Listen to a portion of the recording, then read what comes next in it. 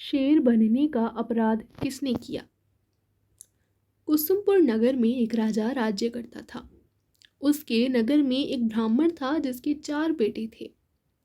लड़कों के सयाने होने पर ब्राह्मण मर गया और ब्राह्मणी उसके साथ सती हो गई। उनके रिश्तेदारों ने उनका धन छीन लिया। वे चारों भाई नाना के यहाँ चले गए, लेकिन कुछ दिन बाद वहाँ भी उनके साथ बुरा व्यवहार होने लगा। तब सबने मिलकर सोचा कि कोई विद्या सीखनी चाहिए।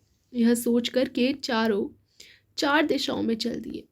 कुछ समय बाद वे विद्या सीख कर मिले। एक ने कहा, मैंने ऐसी विद्या सीखी है कि मैं मरे हुए प्राणी की हड्डियों पर मांस चढ़ा सकता हूँ। दूसरे ने कहा, मैं उसके खाल और बाल पैदा कर सकता हूँ। तीसरे ने कहा, मैं उसके सारे अंग बना सकता हूँ। चौथा बोला, मैं उसमें जान डाल सकता हूँ। फिर वे अपनी विद्या की परीक्षा लेने जंगल में गए।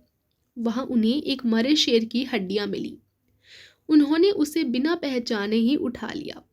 एक ने मांस डाला, दूसरे ने खाल और बाल पैदा किए, तीसरे ने सारे अंग बनाए और चौथे ने उसमें प्राण डाल दिए।